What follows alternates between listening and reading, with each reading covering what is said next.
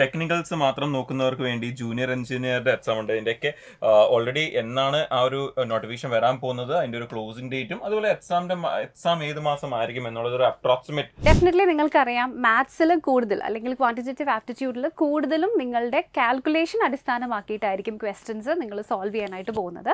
അപ്പോൾ നിങ്ങൾക്ക് അത്യാവശ്യം സ്റ്റെനോ അറിയാവുന്ന ഒരാളോ അല്ലെങ്കിൽ പഠിക്കാൻ ഇൻട്രസ്റ്റ് ഉള്ള ഒരാളോ നിങ്ങൾക്ക് മാത്സ് വലിയ എന്താ പറയുക ഒരു ഡിഫിക്കൽട്ട് ആയിട്ടുള്ള ഒരു സബ്ജക്റ്റ് ആണെങ്കിൽ നിങ്ങൾക്ക് എന്ത് ചെയ്യാം, നോക്കാൻ പറ്റിയ ഒരു എക്സാം കൂടിയാണ് SSC സ്റ്റെനോഗ്രാഫർ എന്ന് പറയുന്നത്. റീസണിംഗ് എന്ന് വെച്ചിട്ടുണ്ടെങ്കിൽ അങ്ങനെ ചെയ്യാൻ പറ്റില്ല. മെത്തേഡ്സ് നിങ്ങൾ നോട്ട് ചെയ്തിട്ട് തന്നെ പോകണം. അതാണ് ഇത് രണ്ടും തമ്മിലുള്ള മേജർ ആയിട്ടുള്ള ഡിഫറൻസ് എന്ന് പറയുന്നത്. ഹലോ, എല്ലാവർക്കും നമസ്കാരം. എൻട്രി SSC RRB യൂട്യൂബ് ചാനലിലേക്ക് എല്ലാവർക്കും സ്വാഗതം. അപ്പോൾ ഇന്നത്തെ വീഡിയോയിൽ നമ്മുടെ ഇവിടെ റിജിൻ സാറും ഉണ്ട്. Hi sir. ഇന്നത്തെ വീഡിയോ നമ്മളിവിടെ വളരെ ഇൻട്രസ്റ്റിംഗ് ആയിട്ടുള്ളൊരു ടോപ്പിക്കാണ് ഡിസ്കസ് ചെയ്യാനായിട്ട് പോകുന്നത്. നിങ്ങൾക്ക് ഇവിടെ നിന്ന് കാണാൻ പറ്റുന്നുണ്ടാവും ക്വാണ്ടിറ്റേറ്റീവ് ആപ്റ്റിറ്റ്യൂഡ് വേഴ്സസ് റീസണിങ്. കുറേ കാലമായിട്ടുള്ള ഒരു ഡിസ്കഷൻ ആയിരിക്കും അല്ലേ സാർ? എല്ലാവരുടെയും മനസ്സിലും ഏതാണ് ഇമ്പോർട്ടൻസ് നമ്മൾ കൂടുതൽ കൊടുക്കേണ്ടത്, ഏതാണ് നമ്മൾ പഠിക്കേണ്ടതെന്നൊക്കെ. അപ്പോൾ അങ്ങനത്തെ ക്വസ്റ്റ്യൻസിനൊക്കെ ഒരു ആൻസർ ആയിട്ട് നമുക്ക് ഇന്നത്തെ വീഡിയോ വേണമെങ്കിൽ കാണാം. സോ നമ്മുടെ എൻറ്റയർ SSC എക്സാംസിൽ, അതായത് നമ്മളൊരു എക്സാം സ്പെസിഫിക് ആയിട്ട് പറയുന്നില്ല, നിങ്ങൾ മൊത്തത്തിൽ സെൻട്രൽ ഗവൺമെൻറ് ജോബ്സിൽ വേണ്ടിയിട്ടാണ് പഠിക്കുന്നതെങ്കിൽ എല്ലാ SSC എക്സാംസിലും ഇതിൽ വരുന്ന ഈ രണ്ട് ടോപ്പിക്സിനും വരുന്ന റിലവൻസ് എന്തൊക്കെയാണ്, നിങ്ങൾ ശ്രദ്ധിക്കേണ്ട കാര്യങ്ങൾ എന്തൊക്കെയാണ്, സോ നിങ്ങൾക്ക് തന്നെ കൺക്ലൂഡ് ചെയ്യാൻ പറ്റും നിങ്ങൾ ഏതിലാണ് കൂടുതൽ ഫോക്കസ് ചെയ്യേണ്ടതെന്നൊക്കെ. അപ്പോൾ അതൊക്കെയാണ് നമ്മുടെ ഇന്നത്തെ വീഡിയോയിൽ നമ്മൾ ഡിസ്കസ് ചെയ്യാനായിട്ട് പോകുന്നത്. സോ നമുക്ക് നമ്മുടെ വീഡിയോയിലേക്ക് പോവാം. സോ നമ്മൾ ഇന്ന് ഫസ്റ്റ് ഡിസ്കസ് ചെയ്യാൻ പോകുന്നത് നമ്മുടെ എക്സാമിൻ്റെ കലണ്ടർ. നിങ്ങൾക്ക് അറിയാം, നമ്മുടെ SSCയുടെ എക്സാംസിൻ്റെ കലണ്ടർ ഓൾറെഡി റിലീസ് ചെയ്തിട്ടുണ്ട്. അപ്പോൾ SSC എല്ലാ വർഷവും ആ കലണ്ടർ ഒരു ഡിസംബറൊക്കെ ആകുമ്പം അടുത്ത വർഷം നടക്കാൻ പോകുന്ന എല്ലാ എക്സാംസിൻ്റെയും കലണ്ടർ റിലീസ് ചെയ്യാറുണ്ട്. അപ്പോൾ നമ്മൾ ഈ വർഷം വന്നേക്കുന്ന ആ ഒരു ലേറ്റസ്റ്റ് കലണ്ടറാണ് ഇതെന്ന് പറയുന്നത്. അപ്പോൾ നമുക്ക് ഏതൊക്കെ എക്സാംസ് ഉള്ള ഇമ്പോർട്ടൻറ്റ് എക്സാംസ് ഏതൊക്കെ ഉള്ളത് നിങ്ങൾക്ക് എല്ലാവർക്കും അറിയാം. നമുക്ക് ഇവിടെ കൊടുത്തേക്കുന്ന എക്സാംസ് ഇപ്പോൾ നോക്കിക്കഴിഞ്ഞാൽ നമുക്ക് സ്റ്റെനോഗ്രാഫർ ഉണ്ട്, അതുപോലെ തന്നെ JSA ഉണ്ട്, നമുക്ക് ബാക്കി ഡിപ്പാർട്ട്മെന്റിലെ LD അങ്ങനെയുള്ള കുറേ പോസ്റ്റുകൾക്കുണ്ട്. പിന്നെ മെയിൻ ഇമ്പോർട്ടൻ്റ് ആയിട്ട് കുറേ പേര് നോക്കുന്ന കുറച്ച് എക്സാംസ് ആണ്. ഒന്ന് ഈ ഒരു സെലക്ഷൻ പോസ്റ്റ് എന്ന് പറയുന്നത് വളരെ സെലക്റ്റഡ് ആയിട്ടുള്ള പോസ്റ്റുകൾക്ക് വേണ്ടി മാത്രം വിളിക്കുന്ന ഒരു എക്സാം ആണ്. അതുപോലെ തന്നെ നമ്മുടെ SI അല്ലെങ്കിൽ CPO എന്നൊരു പേരിൽ അറിയപ്പെടുന്ന നമ്മുടെ ഡൽഹി സബ് ഇൻസ്പെക്ടറിന്റെ എക്സാം ഉണ്ട്. അതുപോലെ തന്നെ ടെക്നിക്കൽസ് മാത്രം നോക്കുന്നവർക്ക് വേണ്ടി ജൂനിയർ എഞ്ചിനീയറുടെ എക്സാം ഉണ്ട്. അതിൻ്റെയൊക്കെ ഓൾറെഡി എന്നാണ് ആ ഒരു നോട്ടിഫിക്കേഷൻ വരാൻ പോകുന്നത്, അതിൻ്റെ ഒരു ക്ലോസിംഗ് ഡേറ്റും അതുപോലെ എക്സാം ഏത് മാസം ആയിരിക്കും എന്നുള്ളത് ഒരു അപ്രോക്സിമേറ്റ് ഒരു ടൈമും കൊടുത്തിട്ടുണ്ട്. ഇതുകൂടാതെ ബാക്കി എക്സാംസിലേക്ക് നമ്മൾ പോവുകയാണെങ്കിൽ ഇവിടെ നിങ്ങൾക്ക് കാണാൻ പറ്റുന്നുണ്ടാവും നമ്മൾ എല്ലാവരും ഫോക്കസ് ചെയ്യുന്ന CGL എക്സാം ഉണ്ട്, CHSL ഒക്കെ നോട്ടിഫിക്കേഷൻ നമ്മുടെ കാലണ്ടർ പ്രകാരം 2 ഏപ്രിലായിരുന്നു. ഇലക്ഷൻസ് കാരണം കുറച്ച് ലേറ്റായി 8 ഏപ്രിലിൽ വന്നിട്ടുണ്ടായിരുന്നു നോട്ടിഫിക്കേഷൻ ഓൾറെഡി. പിന്നെ CGLൻ്റെ വരാനുണ്ട്, നമ്മുടെ MTS എക്സാമിൻ്റെ വരാനുണ്ട്, അതിനുശേഷം സ്റ്റെനോഗ്രാഫർ CND വരാനുണ്ട്, വീണ്ടും ഇഷ്ടം പോലെ GD കോൺസ്റ്റബിൾ, അങ്ങനെ പല പല എക്സാംസ് ഈ വർഷം നമ്മൾ പ്രതീക്ഷിക്കുന്നുണ്ട്. അപ്പോൾ ഇതിലെല്ലാം തന്നെ നമ്മൾ ഈ പറഞ്ഞ 2 സബ്ജക്ട്സും വരുന്നുണ്ട്. അതിൻ്റെ വെയിറ്റേജും അതിൻ്റെ എല്ലാ ഇമ്പോർട്ടൻസും നമ്മൾ ഇപ്പോൾ ഡിസ്കസ് ചെയ്യുന്നതായിരിക്കും. അപ്പോൾ നമ്മുടെ SSC എക്സാംസിലേക്ക് വരുമ്പോൾ നിങ്ങൾക്കറിയാം, SSC എക്സാംസിൽ നമ്മുടെ ആ ഒരു അപ്ലൈ ചെയ്യുന്ന പ്രോസസ്സ് എന്ന് പറയുന്നത് ഒരു സിംഗിൾ വിൻഡോ പ്രോസസ് ആണെന്ന് പറയുന്നത്. ഞാൻ ഒറ്റ സൈറ്റിൽ തന്നെ നമുക്ക് എല്ലാ രീതിയിലുള്ള രജിസ്ട്രേഷൻസും എല്ലാ എക്സാംസിനും രജിസ്ട്രേഷനും ഒരേ സൈറ്റിൽ തന്നെയാണ് പോകുന്നത്. റിസൾട്ട്സ് വരുന്നതായാലും എല്ലാ കാര്യങ്ങളും ആ ഒരു സിംഗിൾ സൈറ്റിൽ തന്നെയാണ് നടക്കുന്നത്. അപ്പം ഒരു സിംഗിൾ വിൻഡോ പ്രോസസ്സാണ് നമ്മുടെ SSCയുടെ ഈ ഒരു എക്സാമിനേഷൻ പ്രോസസ്സ് എന്ന് പറയുമ്പോഴത്തേന്. അതിൽ തന്നെ നമുക്ക് ഇപ്പം നിങ്ങൾക്കറിയാം പുതിയൊരു സൈറ്റിൽ കൂടിയാണ് നമ്മളിപ്പം ആ ഒരു രജിസ്ട്രേഷൻ പ്രോസസ്സൊക്കെ ചെയ്യുന്നത്. പഴയ സൈറ്റ് മാറ്റി ഇപ്പോൾ പുതിയൊരു സൈറ്റിലാണ്. അപ്പം പുതിയ എക്സാംസ് എല്ലാം വരുമ്പോൾ തന്നെ നമ്മൾ അപ്ലൈ ചെയ്യേണ്ടതും ഈ ഒരു സൈറ്റിൽ തന്നെയാണ്. പക്ഷേ അത് ചെയ്യുന്നതിന് മുമ്പ് നമുക്ക് ഇവിടെയും 1 ടൈം രജിസ്ട്രേഷൻ കംപ്ലീറ്റ് ചെയ്യാനുണ്ട്. അപ്പോൾ അത് ഇതുവരെ ചെയ്തിട്ടില്ലാത്തവരാണെങ്കിൽ ഇനി വരാതിരിക്കുന്ന CGലൊക്കെ നിങ്ങൾ പ്രിപ്പയർ ചെയ്യുന്നതായിരിക്കും. സോ എത്രയും പെട്ടെന്ന് തന്നെ ആ ഒരു എക്സാം ആകുമ്പോൾ ചെയ്യുന്നതിന് മുമ്പ്, എക്സാം ആകുന്ന സമയത്ത് ചെയ്യാതെ വളരെ മുമ്പ് തന്നെ അത് കംപ്ലീറ്റ് ചെയ്ത് വെക്കുക. ഇനി ഇവിടെ സാറ് പറഞ്ഞ പോലെ തന്നെ സിംഗിൾ വിൻഡോ ആപ്ലിക്കേഷൻ ആണ്, 1 ടൈം രജിസ്ട്രേഷൻ ആണ്. നമുക്ക് അതിനെ single road to your destination എന്നും വേണമെങ്കിൽ പറയാം. സോ എൻറ്റയർ സെൻട്രൽ ഗവൺമെൻറ് ജോബ്സിലേക്കും നിങ്ങൾക്ക് ഈ ഒറ്റ പോർട്ടലിൽ കൂടെ ജസ്റ്റ് രജിസ്റ്റർ ചെയ്താൽ മതി അല്ലേ. ഇവിടെ പല ഡെസ്റ്റിനേഷൻസ് നിങ്ങൾക്ക് കാണാം. അതേപോലെ തന്നെ CGL ആണോ CHSL ആണോ, നിങ്ങൾ എയിം ചെയ്യുന്ന എക്സാംസ് ഏതൊക്കെയാണോ അതിലേക്കൊക്കെ നിങ്ങൾക്ക് ഒറ്റ റോഡ് വഴി സഞ്ചരിക്കാവുന്ന ഒരു പോർട്ടലാണ് ഇവിടെ ആക്ച്വലി SSC എന്ന് പറയുന്നത്. ഇനി നമുക്ക് ആപ്ലിക്കേഷൻ ഫീസിലേക്ക് വരുമ്പോൾ നിങ്ങൾക്കറിയാം, SSCയുടെ എക്സാംസ് ആണെങ്കിൽ ഏത് എക്സാം എടുത്തു കഴിഞ്ഞാലും അവിടെ ഒന്ന് ആപ്ലിക്കേഷൻ ഫീസ് ജസ്റ്റ് 100 rupees മാത്രമേ ഉള്ളൂ. പക്ഷെ അതിലും വളരെ ഇമ്പോർട്ടന്റ് ആയിട്ടുള്ള കാര്യം ഫീമെയിൽ കാൻഡിഡേറ്റ്സിന് ഫീസ് ഇല്ല, ഫ്രീ ആണ് അവർക്ക് എന്നുള്ളത് വളരെ ഇമ്പോർട്ടന്റ് ആണ്. അപ്പോൾ അത് കൂടാതെ തന്നെ പിന്നെ നമുക്കറിയാം ഷെഡ്യൂൾ കാസ്റ്റ്, ഷെഡ്യൂൾ ട്രൈബ് അങ്ങനെയുള്ള കാറ്റഗറീസിനും അവിടെ ഫീസ് വരുന്നില്ല. അപ്പോൾ ഇനി നമ്മൾ ഡീറ്റെയിൽഡ് ആയിട്ട് ജസ്റ്റ് ഈ എക്സാംസ് ഒക്കെ നിങ്ങൾ നേരത്തെ കണ്ടു, നമ്മുടെ കാലണ്ടറിൽ കണ്ടു. ജസ്റ്റ് ഡീറ്റെയിൽഡ് ആയിട്ട് പറയുന്നില്ല, എല്ലാ എക്സാംസിൻ്റെയും ഡീറ്റെയിൽ വീഡിയോസ് നമ്മുടെ ചാനലിൽ നമ്മൾ തന്നെ ചെയ്തിട്ടുണ്ട്. സോ അതുകൊണ്ട് ഡീറ്റെയിൽഡ് ആയിട്ട് പറയുന്നില്ല, ജസ്റ്റ് ഏതൊക്കെയാണ് എക്സാംസ് എന്ന് ജസ്റ്റ് ഒന്ന് നമുക്ക് നോക്കാം. അപ്പോൾ ഇവിടെ എല്ലാവരും കാത്തിരിക്കുന്ന എക്സാം ഒന്ന് നമ്മുടെ CGL-ഉം പിന്നെ CHS-ലും, അതിനുശേഷം വീണ്ടും ഒരു എഞ്ചിനീയറിംഗ് സ്ട്രീമിലുള്ളവരൊക്കെ പ്രതീക്ഷയോടെ കാത്തിരിക്കുന്ന എക്സാമാണ് നമ്മുടെ JEE എക്സാം എന്ന് പറയുന്നത് അല്ലേ. സോ CGL പൊതുവേ ഡിഗ്രി ബേസ്ഡ് എക്സാമിനേഷനാണ്. ഡിഗ്രി ഉള്ള ആർക്കും അപ്ലൈ ചെയ്യാം. സെക്കൻഡ് UPSC എന്നൊക്കെ വേണമെങ്കിൽ പറയാവുന്ന ഒരു എക്സാമിനേഷനാണ്. CHS-ൽ 12th എലിജിബിലിറ്റി ഉള്ള ആർക്കും അപ്ലൈ ചെയ്യാവുന്ന എക്സാമാണ്. അത് കൂടുതലും ക്ലറിക്കൽ പോസ്റ്റുകളിലേക്കാണ് നോട്ടിഫിക്കേഷൻ വരുന്നത്. അതുപോലെ തന്നെ ജൂനിയർ എഞ്ചിനീയർ എല്ലാവർക്കും അറിയാമല്ലോ, എഞ്ചിനീയറിംഗ് പോസ്റ്റുകളിലേക്കാണ് വരുന്നത്. ഇനി ബാക്കി വരുന്നത് നമുക്ക് പിന്നെ സ്റ്റെനോഗ്രാഫ് ഗ്രേഡ് C&Dയുടെ ഒരു എക്സാം വരാറുണ്ട്. അത് വളരെ കുറച്ച് പേര് മാത്രമേ എഴുതാറുള്ളൂ എന്നുള്ള ആ ഒരു സ്റ്റെനോഗ്രാഫ് അത്യാവശ്യം സമയമെടുത്ത് പ്രിപ്പയർ ചെയ്തിട്ടുള്ളവർ പഠിച്ചിട്ടുള്ളവർ മാത്രമേ ആ ഒരു എക്സാമിലേക്ക് പോകാറുള്ളൂ. പക്ഷേ വളരെ നല്ലൊരു പോസ്റ്റാണ്. അതുപോലെ തന്നെ പിന്നെ നമുക്ക് വരുന്നതാണ് GD കോൺസ്റ്റബിൾ. ഒരുപാട് വേക്കൻസിക്ക് വിളിക്കുന്ന ഒരു എക്സാം എഴുതാൻ ചോദിച്ച SSC definitely SSC GD constable ആണ്. നല്ല വേക്കൻസിക്കാണ് വിളിക്കുന്നത്. അതിന്റെ ഒരുപാട് കാൻഡിഡേറ്റ്സ് അപ്ലൈ ചെയ്യാറുണ്ട്. അവിടെ നമുക്ക് കുറച്ച് എക്സ്ട്രാ കാര്യങ്ങൾ ശ്രദ്ധിക്കാറുണ്ട്, ഫിസിക്കലും അങ്ങനെയുള്ള കാര്യങ്ങളൊക്കെ. പക്ഷെ നമുക്ക് വളരെ നല്ലൊരു എക്സാം ആണ്. വളരെ പെട്ടെന്ന് എക്സാം ആ ഒരു ക്ലിയർ ചെയ്ത് സെൻട്രൽ ഗവൺമെന്റിൽ എത്താൻ പറ്റുന്ന ആരെങ്കിലും ഫോഴ്സ് ഒക്കെ നോക്കുന്നവരാണെങ്കിൽ അവർക്ക് പറ്റിയൊരു എക്സാം ആണ് GD കോൺസ്റ്റബിൾ എന്ന് പറയുന്നത്. ഇനി അതുപോലെ തന്നെ പിന്നെ വരുന്നത് നമ്മുടെ MTS എക്സാമിനേഷനാണ്. കൂടുതലും ഹവൽദാർ പോസ്റ്റുകളിലേക്കും ഒക്കെ വരുന്ന 10th ജസ്റ്റ് 10ാം ക്ലാസ് കഴിഞ്ഞ് ആർക്കും അപ്ലൈ ചെയ്യാൻ പറ്റുന്ന ഒരു എക്സാമിനേഷനാണ്. ഈ ഒരു എക്സാമിൽ നിങ്ങൾ ലാൻഡ് ചെയ്യുന്ന മിനിസ്ട്രിയിൽ തന്നെ നിങ്ങൾക്ക് ഇപ്പോൾ ജസ്റ്റ് എത്രയും പെട്ടെന്ന് ഒരു മിനിസ്ട്രിയിൽ ജോബാണ് ഉദ്ദേശിക്കുന്നതെങ്കിൽ ലാൻഡ് ചെയ്തതിന് ശേഷം അവിടുന്ന് നിങ്ങൾക്ക് വീണ്ടും വേറെ എക്സാംസിന് പ്രിപ്പയറും ഒക്കെ ചെയ്യാൻ പറ്റുന്നതാണ്. അതുപോലെ തന്നെയാണ് സെലക്ഷൻ പോസ്റ്റിൻ്റെ എക്സാംസും വരുന്നത്. അപ്പോൾ ഇതൊക്കെയാണ് പ്രധാനപ്പെട്ട എക്സാമുകൾ. അപ്പം എക്സാമുകൾ എന്തിനാ പറഞ്ഞതെന്ന് വെച്ചിട്ടുണ്ടെങ്കിൽ നമ്മളിവിടെ കമ്പയർ ആൻഡ് കോൺട്രാസ്റ്റ് ചെയ്യാൻ പോകുന്നത് ക്വാണ്ടിറ്റേറ്റീവ് ആപ്റ്റിറ്റ്യൂഡും റീസണിങ്ങും ആണ്. സോ ഈ മേജർ എക്സാംസിൽ ഇതിൻ്റെ വെയിറ്റേജും ഇതിൻ്റെ സ്ട്രാറ്റജീസുമാണ് നമ്മളിവിടേക്ക് ഡിസ്കസ് ചെയ്യാനായിട്ട് പോകുന്നത്. സോ ഫസ്റ്റ് നമ്മൾ സ്റ്റാർട്ട് സ്റ്റെനോഗ്രാഫറുടെ എക്സാമിൽ നിന്നാണ്. അപ്പം നമുക്ക് ഒന്ന് എല്ലാവരും അറിഞ്ഞിരിക്കുന്ന ഒരു കാര്യം എന്ന് പറഞ്ഞു കഴിഞ്ഞാൽ നമ്മുടെ ഇപ്പം മാത്സ് റീസണിങ് എല്ലാം എല്ലാ എക്സാംസിനും പഠിക്കണം എന്ന് പറയുന്നെങ്കിലും ശരിക്കും അത് അങ്ങനല്ല. വളരെ കോമൺ ആയിട്ട് എല്ലാവരും എഴുതുന്ന എക്സാംസിലൊക്കെ തന്നെ നമുക്ക് എന്തുണ്ട് ഈ രണ്ടും ഉണ്ട്. പക്ഷെ ഒരുപാട് എക്സാംസ് നമുക്ക് ഈ രണ്ടും വരാത്ത അല്ലെങ്കിൽ ഏതെങ്കിലും ഒന്ന് മാത്രമുള്ള ഒരുപാട് എക്സാംസ് ഉണ്ട്. പലരും ശ്രദ്ധിക്കാറില്ല. പലരും അത് ബാക്കി എക്സാമിന്റെ കൂടെ പ്രിപ്പയർ ചെയ്ത് പോകാറുള്ളൂ. പക്ഷെ പലരും എക്സാമിന്റെ സമയത്തോ ഈവൻ എക്സാം തൊട്ട് മുമ്പൊക്കെയാണ് അതറിയുന്നത്. അതേപോലത്തെ ഒരു വളരെ ഇമ്പോർട്ടന്റ്, നേരത്തെ പറഞ്ഞ പോലെ വളരെ കോമ്പറ്റീഷൻ കുറഞ്ഞ ഒരു എക്സാമാണ് SSC സ്റ്റെനോഗ്രാഫ്. അപ്പോൾ ഒരുപാട് പേര് എഴുതാറില്ല, ഒരുപാട് പേര് അറിയാറില്ല എന്നുള്ളതാണ് സത്യം. അപ്പോൾ ഇവിടെ നമുക്ക് നോക്കിക്കഴിഞ്ഞാൽ നമുക്ക് ഇവിടെ ആ ഒരു ക്വാണ്ടിറ്റി ആപ്റ്റിറ്റ്യൂഡ് റീസണിംഗ് നോക്കിക്കഴിഞ്ഞാൽ നമുക്ക് ഇവിടെ ഏത് മാത്രമേ വരുന്നുള്ളൂ? റീസണിംഗ് മാത്രമേ വരുന്നുള്ളൂ. നമുക്ക് ഇവിടെ ക്വാണ്ടിറ്റേറ്റീവ് ആപ്റ്റിറ്റ്യൂഡ് ഇല്ല സ്റ്റെനോഗ്രാഫ്. അപ്പോൾ ആരെങ്കിലും അപ്പോൾ നിങ്ങൾക്ക് അത്യാവശ്യം സ്റ്റെനോ അറിയാവുന്ന ഒരാളോ അല്ലെങ്കിൽ പഠിക്കാൻ ഇൻട്രസ്റ്റ് ഉള്ള ഒരാളോ നിങ്ങൾക്ക് മാത്സ് വലിയ എന്താ പറയുക ഒരു ഡിഫിക്കൽട്ട് ആയിട്ടുള്ള ഒരു സബ്ജക്റ്റ് ആണെങ്കിൽ നിങ്ങൾക്ക് എന്ത് ചെയ്യാം, നോക്കാൻ പറ്റിയ ഒരു എക്സാം കൂടിയാണ് SSC സ്റ്റെനോഗ്രാഫർ എന്ന് പറയുന്നത്. ഇനി അടുത്തതായിട്ട് നമ്മൾ ഡിസ്കസ് ചെയ്യാൻ പോകുന്നത് സെലക്ഷൻ പോസ്റ്റിന്റെ എക്സാം ആണ്. അപ്പോൾ ഇവിടെ 4 സബ്ജക്ട്സ് ആണ് ഈക്വൽ വെയിറ്റേജ്. അപ്പം ചിലപ്പോൾ നിങ്ങൾക്ക് ഇത് റീകോൾ ചെയ്യാൻ പറ്റുന്നുണ്ടായിരിക്കും. ഇതേ സിലബസ് വേറെ എവിടെയെങ്കിലും കണ്ട് നമ്മുടെ CGL-നും CHS-ലും ഒക്കെ ഇതേ പാറ്റേൺ തന്നെയാണല്ലേ സാർ പോകുന്നത്. പാറ്റേൺ ആണ് നമുക്ക് ടിയർ 1 വരുമ്പോഴത്തേന് നമുക്ക് അവിടെ വരുന്നത്. റീസണിംഗ് ആയാലും അതുപോലെ തന്നെ ക്വാണ്ടിറ്റേറ്റീവ് ആപ്റ്റിറ്റ്യൂഡ് ആയാലും സെയിം പാറ്റേൺ ആണ്. Number of question same, weightage ഒരു ക്വസ്റ്റിന് 2 മാർക്ക് ഒക്കെ സെയിം ആണ് വരുന്നത്. സോ അപ്പോൾ ഇത് നമ്മുടെ സെലക്ഷൻ പോസ്റ്റിന്റെ സിലബസ് ആണ്, നിങ്ങൾക്ക് ഇവിടെ കാണാം. അപ്പോൾ ഈ എക്സാമിന് മാത്സിനും റീസണിങ്ങിനും ഈക്വൽ വെയിറ്റേജ് ആണ്. ഒന്നിന്റെ മുകളിൽ ഒന്നുമില്ല. സോ ഒന്നുകിൽ ചില എക്സാംസിന് മാത്സ് ഇല്ല, ഇനി മാത്സ് വരുമ്പോൾ രണ്ടിനും ഒരേ വെയിറ്റേജ് ആണ് SSC കൊടുക്കുന്നത്. രണ്ടിനും തുല്യ നമ്പർ ഓഫ് ക്വസ്റ്റ്യൻസും തുല്യ വെയിറ്റേജുമാണ് 2 സെക്ഷൻസിനും എപ്പോഴും കൊടുക്കാറുള്ളത്. ഇനി അടുത്ത നമ്മുടെ സെലക്ഷൻ പോസ്റ്റ് നമ്മുടെ ആ ഒരു CPO, നമ്മുടെ sub inspector in Delhi police എന്ന് പറയുന്നത്. അപ്പോൾ ഇവിടെ വരുന്ന ഒരു ഇമ്പോർട്ടൻസ് എന്താണെന്ന് പറഞ്ഞാൽ ഇവിടെ രണ്ടും ഉണ്ട്, ക്വാണ്ടിറ്റി ആപ്റ്റിറ്റ്യൂഡ് ഉണ്ട്, റീസണിംഗ് ഉണ്ട്. പക്ഷേ ഇമ്പോർട്ടൻസ് എന്താണെന്ന് പറഞ്ഞാൽ സാധാരണ എക്സാം വെച്ച് കമ്പയർ ചെയ്യുമ്പോൾ നമുക്ക് നമ്പർ ഓഫ് ക്വസ്റ്റ്യൻസ് എന്താണ് ഓൾമോസ്റ്റ് ഡബിൾ ആണ്. നമ്മുടെ യൂഷ്വൽ CGL-ഒക്കെ കാണുന്ന പാറ്റേൺ വെച്ച് നോക്കുമ്പോൾ നമുക്ക് 25 ആണെങ്കിൽ ഇവിടെ 50 ക്വസ്റ്റ്യൻസ് വെച്ച് രണ്ടിൽ നിന്നും വരുന്നുണ്ട്. അപ്പോൾ ഈക്വൽ വെയിറ്റേജ് കൊണ്ട് വളരെ ഇമ്പോർട്ടന്റും ആണ് ഈ ഒരു എക്സാമിലേക്ക്. ടൈം ഡ്യൂറേഷനും കുറച്ചുകൂടെ കൂടും. 2 hours എക്സാമിൽ ഇവിടെ 100 ക്വസ്റ്റ്യൻ സാധാരണ കേസിൽ 100 ക്വസ്റ്റ്യൻ വരുന്ന സ്ഥലത്ത് ഇവിടെ 200 ക്വസ്റ്റ്യൻ ഉണ്ട്. അതുകൊണ്ട് തന്നെ 1 മണിക്കൂർ എന്നുള്ളത് നമുക്ക് 2 മണിക്കൂറായിട്ട് സമയം വരുന്നുണ്ട്. ഇനി അടുത്തതായിട്ട് നമ്മൾ ഡിസ്കസ് ചെയ്യുന്നത് JEE-യുടെ സിലബസ് ആണ്. അപ്പം JEE-യുടെ സ്കീമാണ്. ജൂനിയർ എഞ്ചിനീയറിന്റെ സ്കീം കാണുമ്പോൾ നിങ്ങൾക്കറിയാം, ഇവിടെ നോക്കിക്കേ, ഇവിടെ റീസണിംഗ് ഉണ്ട്, ജനറൽ അവയർനെസ് ഉണ്ട്. നിങ്ങൾ ഏത് എഞ്ചിനീയറിംഗ് സ്ട്രീമാണോ ഓപ്റ്റ് ചെയ്യുന്നത് അതും ഉണ്ട്.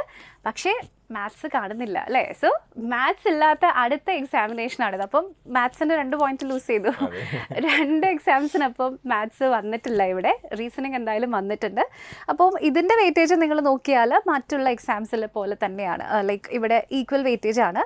അവയർനെസ്സിനും അതുപോലെ റീസണിങ്ങിനും വന്നിരിക്കുന്നത്. മാത്സ് ഇല്ലാത്തത് കാരണം അത് തന്നിട്ടേ ഇല്ല. പിന്നെ നിങ്ങൾ ഏതാണോ എഞ്ചിനീയറിംഗ് സ്ട്രീം ചൂസ് ചെയ്യുന്നത് അതിൻ്റെ സ്പെസിഫിക് ആയിട്ടാണ് ബാക്കിയുള്ള ക്വസ്റ്റ്യൻസ് നിങ്ങൾക്ക് വരിക. ഇനി നമ്മുടെ CHS ആൻഡ് CGL അപ്പം ഏറ്റവും കൂടുതൽ ആൾക്കാരും ഫോക്കസ് ചെയ്യുന്ന, ഏറ്റവും കൂടുതൽ ആൾക്കാർ എഴുതുന്ന ഒരു വളരെ ഇമ്പോർട്ടന്റ് എക്സാം, എല്ലാ വർഷവും നടക്കുന്ന വളരെ ഇമ്പോർട്ടന്റ് എക്സാം ആണ് CGL CSS എന്ന് പറഞ്ഞാൽ. ഇന്ത്യയിലെ ഏറ്റവും സെൻട്രൽ ഗവൺമെന്റ് അണ്ടറിലുള്ള ഏറ്റവും ബെസ്റ്റ് ഓർഗനൈസേഷനിലേക്കുള്ള റിക്രൂട്ട്മെന്റ്സ് ആണ് ഈ എക്സാംസ് നടത്തുന്നത്. ഇനി 2 എക്സാം എടുത്തു കഴിഞ്ഞാലും നമ്മൾ നേരത്തെ സെലക്ഷൻ പോസ്റ്റിൽ പറഞ്ഞ പോലെ തന്നെ നമുക്ക് പാറ്റേൺ എന്ത് തന്നെയാണ്, സെയിം തന്നെയാണ്. നമുക്ക് അവിടെ രണ്ടും വരുന്നുണ്ട്, നമ്മുടെ റീസണിങ്ങും വരുന്നുണ്ട്, അതുപോലെ തന്നെ നമ്മുടെ ക്വാണ്ടിറ്റി ആപ്റ്റിറ്റ്യൂഡും വരുന്നുണ്ട്. രണ്ടിനും ഈക്വൽ വെയിറ്റേജ് തന്നെയാണ് ഹോൾഡ് ചെയ്യുന്നത്.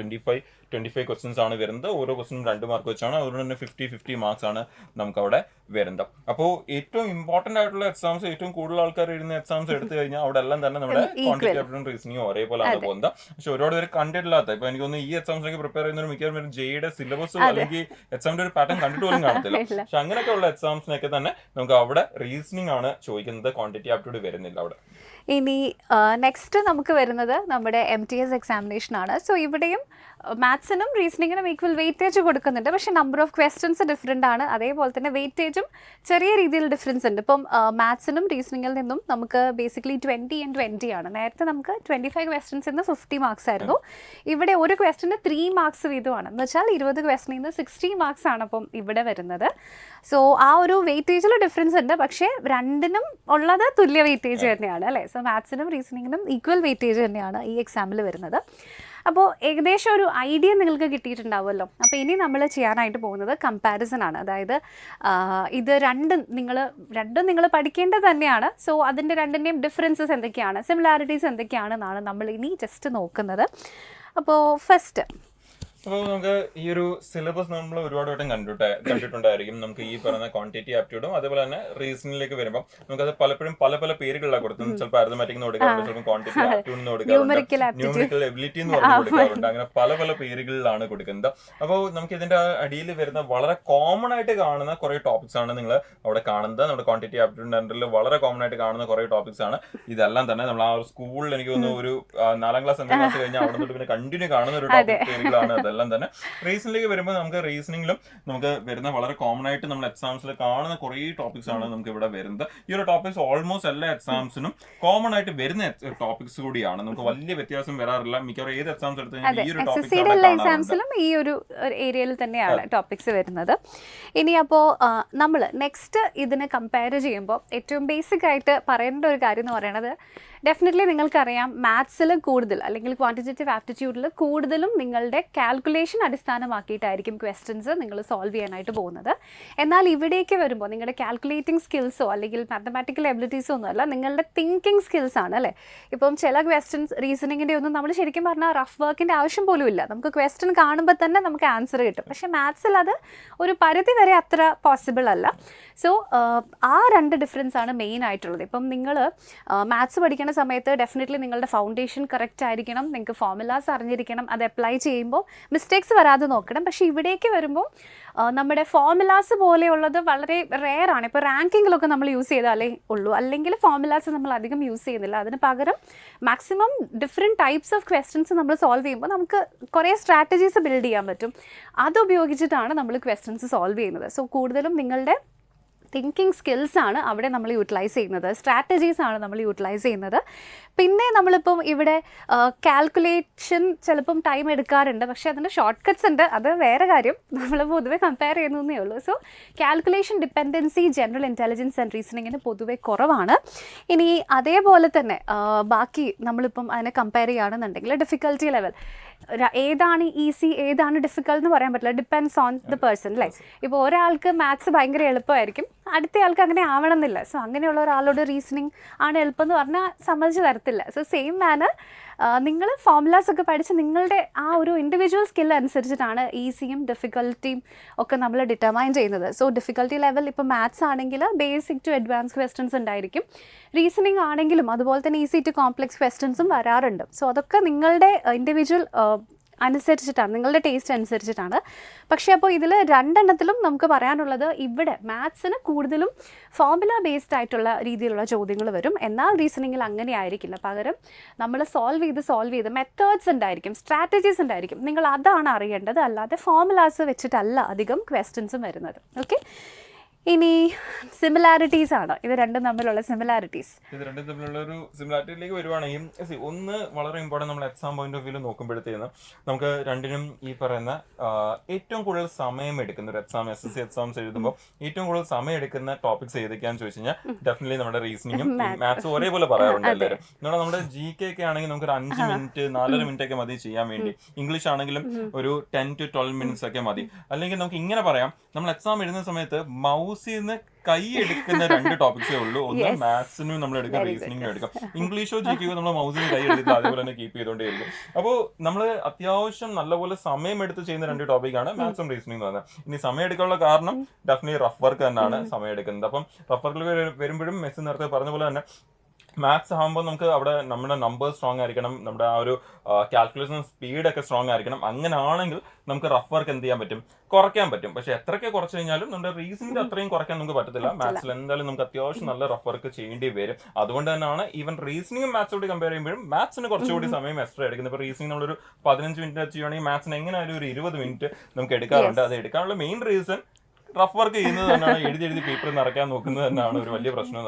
അപ്പൊ അതൊരു വളരെ എന്താ പറയാ ഒരു നെഗറ്റീവാണ്, എന്നാൽ ഒരു രണ്ടിനും കോമൺ ആയിട്ട് വരുന്ന ഒരു സിമിലാരിറ്റിയാണ് അത്. അപ്പം രണ്ടിലും നമുക്ക് ചെയ്യാൻ പറ്റുന്നത് കഴിഞ്ഞാൽ മാക്സിമം റഫ് വർക്ക് എഴുതുന്നത് കുറയ്ക്കുക, നമ്മുടെ ഒരു ബേസ് ഫൗണ്ടേഷൻ സ്ട്രോങ് ആക്കി വെക്കുക, കാൽക്കുലേഷൻ സ്പീഡ് ഇംപ്രൂവ് ചെയ്യുക, അങ്ങനെയൊക്കെയുള്ള കാര്യങ്ങളൊക്കെ തന്നെ നമുക്ക് ചെയ്യാൻ പറ്റും. പിന്നെ അത് ചെയ്യാൻ നമുക്ക് ലൈക്ക് ആ ഒരു പോയിന്റിലേക്ക് എത്തണമെങ്കിൽ കുറച്ച് സമയം എടുക്കും. പക്ഷെ ആ ഒരു കണ്ടിന്യൂസ് പ്രാക്ടീസും ഫോക്കസും ചെയ്ത് കഴിഞ്ഞാൽ ഉറപ്പായിട്ടും നമുക്ക് ആ ഒരു ലെവലിലേക്ക് നമുക്ക് ഡെഫിനറ്റ്ലി എത്താൻ പറ്റും. പിന്നെ ഈ 2 ടോപ്പിക്സും നമ്മൾ ഓൾമോസ്റ്റ് അലോട്ട് ചെയ്യുന്ന സമയം ഓൾമോസ്റ്റ് ഒരേപോലെ തന്നെയാണ് നമ്മൾ ടൈമും അലോട്ട് ചെയ്യുന്നത്. അതിപ്പം SSC എക്സാംസ് മാത്രമല്ല, ഈവൻ വേറെ എക്സാംസ് ആയാൽ പോലും നമുക്ക് അവിടെ അലോട്ട് ചെയ്യുന്ന ടൈം ഓൾമോസ്റ്റ് സെയിം ആയിട്ട് തന്നെയാണ് പോകുന്നത്. ഇനി രണ്ടും തമ്മിലുള്ള ഡിഫറൻസസ് ഇപ്പോൾ നോക്കുകയാണെങ്കിൽ മാത്സ് ഡിപ്പെൻഡ്സ് കംപ്ലീറ്റ് നമ്മുടെ ആ ഫൗണ്ടേഷൻ നോളജിനെ ബേസ് ചെയ്തിട്ടാണ് കംപ്ലീറ്റ് മാത്സും വരുന്നത്. ഇപ്പം അതിൽ ഇഷ്ടം പോലെ ടോപ്പിക്സ് ഉണ്ട്. ഇപ്പോൾ ഏരിയസ് ആൻഡ് വോള്യൂംസ്, അതിൽ ഫ്രസ്റ്റം ഓഫ് എ കോൺ എന്നൊക്കെ പറയും. എന്താണ് ഈ ഫ്രസ്റ്റം എന്ന് നമുക്ക് അറിയില്ലെങ്കിൽ പോയി. അതെ, so foundation is very important മാത്സിൻ്റെ കാര്യം നമ്മൾ പഠിക്കുമ്പോൾ. അതേസമയം റീസണിംഗ് എന്ന് വെച്ചിട്ടുണ്ടെങ്കിൽ അതിന് ഇങ്ങനെ നമ്മൾ സ്കൂളിൽ പഠിക്കുന്ന ഒരു കാര്യമല്ല റീസണിങ്. സോ അത് ബേസിക്കലി നമ്മുടെ സ്കിൽസ് ആണ്. അത് പ്രാക്ടീസിലൂടെ മാത്രം വരുന്ന ഒരു സ്കില്ലാണ്. സ്ട്രാറ്റജീസും മെത്തേഡ്സും നമുക്ക് ഡെവലപ്പ് ചെയ്യാൻ പറ്റുന്നത്. സോ അപ്പോൾ അത് കംപ്ലീറ്റ്ലി ആ ലോജിക് അപ്ലൈ ചെയ്തിട്ട് വരുന്ന ക്വസ്റ്റ്യൻസ് ആണ്. അപ്പോൾ ഒന്ന് നിങ്ങൾക്ക് വേണമെങ്കിൽ നമുക്ക് ബൈ ഹാർട്ട് ചെയ്തിട്ട് പഠിക്കാം. പക്ഷേ റീസണിംഗ് എന്ന് വെച്ചിട്ടുണ്ടെങ്കിൽ അങ്ങനെ ചെയ്യാൻ പറ്റില്ല. മെത്തേഡ്സ് നിങ്ങൾ നോട്ട് ചെയ്തിട്ട് തന്നെ പോകണം. അതാണ് ഇത് രണ്ടും തമ്മിലുള്ള മേജർ ആയിട്ടുള്ള ഡിഫറൻസ് എന്ന് പറയുന്നത്.